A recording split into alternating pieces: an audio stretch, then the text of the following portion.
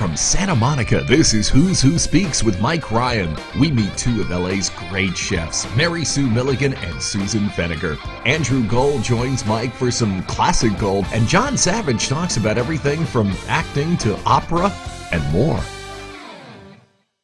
John Savage's major screen debut came in 1978 with the Oscar-winning Best Picture film The Deer Hunter. The same year, he had leads in two more big pictures, Hair and The Onion Field. Now, as a producer, John has several projects in development and is committed to working with up-and-coming writers and directors. John Savage, welcome. You got it. How are you? Very good. How are you? I'm great, thank you. That's just my opinion, but I feel great that we have such a beautiful day. It's a fantastic day, and this is your part of the woods. Yep. Beach. Beach. You're part of the beach. Yep. Doesn't sound the same, does it? Woods, beach. Woods on beach. Woods. Woods is our producer. That's right. Or Mr. Wood. But he's a real beach. Okay, looking at your career, a varied career. Are you going to actually have that on film? Yes, what we you are. Just said? Yeah, it's going to be all on film. Because I've heard a lot about Mr. Wood, and no, he's a very nice guy. he's a very nice guy. Yes, he is. Yeah. That's right. A real nice He's only guy. killed a few people in his life. You can get away with that in Australia. You can. I understand it, yeah. You can, and here too, Yeah. if you have a good lawyer. Well, yeah, you don't need a lawyer in Australia. No, you don't. No. A six-pack of beer. Six-pack. Yeah, that's right. Okay. Now, where were we? Fiddler on the Roof. Fiddler on the Roof. That's Broadway. way back. So yeah. you go right back to theatre. You're very much into theatre. Not really, but I was. But you were then. Once. Okay. And I do love theater, and I'm looking for some for some new, productions in a way that I would love to sing again. We mentioned that earlier, and I started out in some musicals that were just great musicals, and I wanted to do more, and I didn't really find any that I really liked after I turned 15 or so. But there was a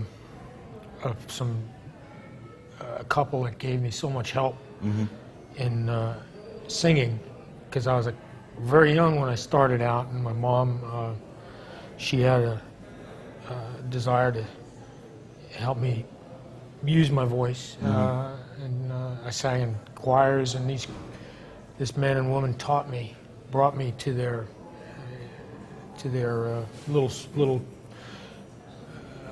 little teaching school for singing, and they helped me learn, and they helped me through opera, and by the time I was 13, 14, I was singing with this Mr. Ben Arrigo.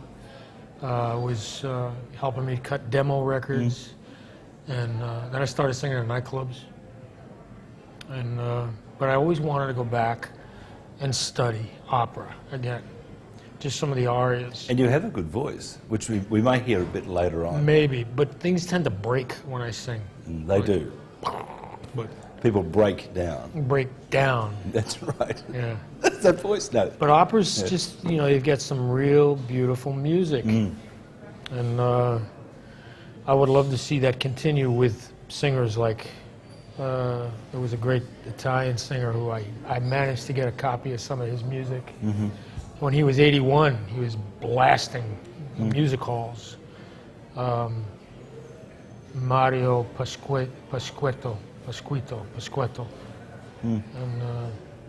And of course we had Mario Lanza, and Great voice.